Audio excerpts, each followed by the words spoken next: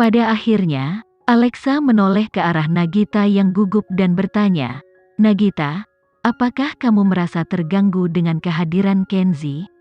"Aku minta maaf. Itu karena sebelumnya di lokasi syuting, ahli tersembunyi, dia menyaksikan seseorang dengan sengaja menyebabkan aku terjatuh. Jadi dia memutuskan untuk menghadiri semua adegan berbahaya mulai sekarang. Jika itu membuatmu stres, aku benar-benar minta maaf." Alexa menjelaskan sambil menatap mata Nagita dengan serius. "Aku tidak ingin dia merasa cemas, jadi aku mengizinkannya berkunjung seperti ini." "Itu karena Tuan Kenzi peduli padamu," jawab Nagita. "Namun, dia mungkin tidak menyadari bahwa suaranya saat ini bergetar. Aku tidak bisa menahannya. Hidup kami sekarang terhubung dan dia tidak tahan melihatku diintimidasi." Alexa tertawa. Mendengar ini, Nagita tiba-tiba menyadari apa yang sedang terjadi. Alexa secara tidak langsung memperingatkannya. Jika sesuatu terjadi padanya, Kenzi tidak akan membiarkannya lolos bahkan jika dia membuat alasan. Rasa dingin menggigil menjalar ke tulang punggungnya, langsung ke kepalanya. Nagita tiba-tiba merasa sangat berhati-hati terhadap Alexa dan Kenzi. Pada saat ini, sebuah suara di kepalanya dengan jelas memberitahunya bahwa dia tidak bisa mengambil tindakan terhadap Alexa. Jika tidak, dia akan menemui ajalnya. "Mari coba lagi." Nagita menganggukkan kepalanya. Kali ini, dia menyesuaikan kembali emosinya dan memfokuskan seluruh energinya pada akting dalam upaya untuk menekan kebencian yang dia rasakan terhadap Alexa. Kali ini adegannya sukses. Tentu saja, Nagita masih tidak memperhatikan akting Alexa. Dia terlalu fokus mengendalikan dirinya sendiri. Kenzi berdiri diam di lokasi syuting. Setelah kedua wanita itu selesai syuting adegan mereka, dia mendekati Alexa dan bertanya, "Apakah semuanya baik-baik saja?" Tentu saja, Alexa tersenyum. "Nagita adalah seorang profesional. Tidak ada yang salah. Jika sesuatu terjadi padamu, film ini tidak lagi memiliki alasan untuk tetap ada." Setelah berbicara, Kenzi meletakkan lengannya di bahu Alexa dan mengantarnya ke satu sisi, meninggalkan Nagita yang kecewa berdiri sendirian dalam ketakutan. Beruntung dia tidak bergerak, kalau tidak, apa yang akan dilakukan Kenzi padanya? Pasangan itu menuju mobil mereka saat Alexa perlu berganti set. Pada saat ini, Alexa akhirnya menoleh ke arah Kenzi dan menjelaskan, "Sebelum kamu muncul, aku benar-benar merasakan tatapan membara di punggungku. Kenzi, aku merasa ada sesuatu yang salah dengan Nagita dan Farel. Tadi malam, Amelia dan saya melihat mereka di taman. Meskipun hanya sekilas, gerakan mereka mencurigakan dan sepertinya tidak sopan. Kalau begitu, jangan berakting di film ini lagi." Melihat ekspresi serius di wajah Kenzi, Alexa tiba-tiba mulai tertawa.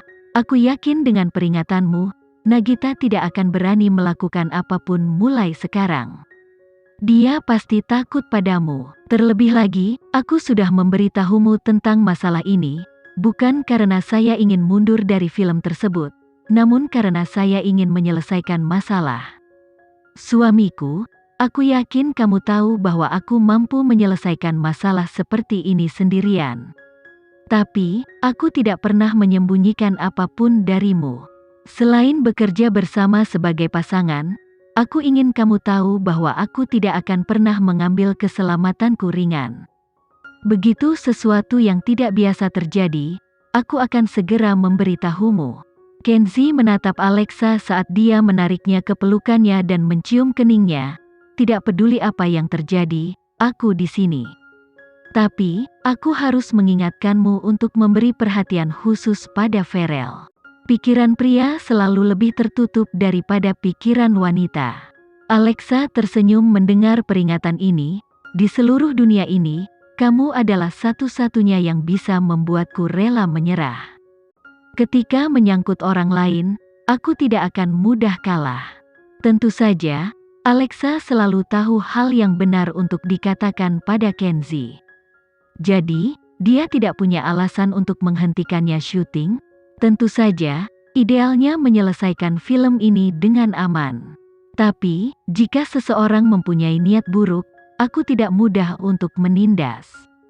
Bahkan jika seseorang menindasku, itu hanya kamu. Kenzi menarik napas dalam-dalam tanpa daya. Bagaimana aku bisa tega menindasmu? Kalau begitu, aku yang akan mengganggumu. Alexa biasanya menggigit leher Kenzi. Nagita menyaksikan Kenzi meninggalkan lokasi syuting, tapi dia tidak lagi berani bersekongkol melawan Alexa. Dia akhirnya menyadari bahwa Alexa tidaklah sederhana. Faktanya, dia sangat teliti. Dia tidak hanya memberikan pengingatnya, dia juga memberikan peringatannya. Setelah itu, Nagita mengirimkan pesan kepada Farel dengan ketakutan, "Jangan lakukan apapun pada Alexa, jika tidak, kamu akan merugikan dirimu sendiri. Aku bisa hidup tanpa penghargaan ini. Aku bersedia menunggu." Melihat pesannya, Farel mengangkat kepalanya dan memandang ke arahnya. Tanpa menjawab, dia meletakkan ponselnya. Nagita tahu Farel keras kepala. Tapi, Alexa bukanlah seseorang yang bisa mereka sakiti. Tidak peduli seberapa bagus alasan yang mereka buat, Kenzi tidak akan pernah melepaskan siapapun yang menyakiti Alexa. Beruntung dia tidak terlambat menyadarinya. Meskipun dia masih tidak senang karena dia hanyalah karakter pendukung, mungkin lebih baik dia memperbaiki hubungannya dengan Alexa. Mungkin itu akan mencegah Farel melakukan hal bodoh. "Alexa, haruskah kita terus memperhatikan keduanya?" Amelia bertanya setelah seharian syuting. "Kita bisa bersantai di sekitar Nagita, tapi biarkan aku berpikir tentang apa yang harus dilakukan dengan Farel." Alexa memikirkan pria yang membosankan dan penuh rahasia itu. "Kita perlu melihat toleransi siapa yang bertahan lebih lama. Kita harus memikirkan cara untuk menghadapinya." Semua orang mengira Alexa akan terlihat kecil di samping Nagita dan akan memiliki karakter pendukung. Sebaliknya, ketenangan dan kesannya yang biasa di lokasi syuting menciptakan perbandingan yang jelas. Jadi, hanya dalam 2 hari, dia mampu meyakinkan sebagian besar kru produksi. Terutama ketika Alexa dan Nagita sedang berkarakter, kehadiran Alexa benar-benar menutupi Nagita. Semua orang merasa dia tidak diragukan lagi adalah ratu di lokasi syuting. Nagita juga mendapati dirinya secara tidak sadar merasakan hal ini ketika hatinya yang tidak menentu mulai condong ke arah Alexa. Tidak peduli seberapa kotor atau berantakan lokasi syutingnya, selama sutradara mengaturnya, Alexa akan setuju untuk berakting di dalamnya tanpa mengkhawatirkan citranya. Ini bukanlah sesuatu yang bisa dilakukan setiap aktor, apalagi seorang aktris. Selain itu, dia tidak pernah menggunakan pemeran pengganti dalam adegan berbahaya apapun. Sutradara hanya akan menjelaskan adegan itu padanya dan dia akan pulang untuk berlatih bersama Kenzi. Kemudian keesokan harinya, dia kembali ke lokasi syuting dan menyelesaikan syuting dalam waktu kurang dari 2 kali pengambilan. Tapi yang paling mengesankan adalah adegan pertarungannya. Bahkan Nagita tidak dapat menyangkal bahwa keseriusannya patut dipuji. Hanya karena dia tidak tahu cara melakukan suatu gerakan sekarang, bukan berarti dia tidak akan bisa melakukannya di masa depan. Sementara itu, Kenzi terus mengunjungi lokasi syuting setiap kali Alexa melakukan adegan berbahaya. Kru produksi sudah terbiasa dengan hal itu.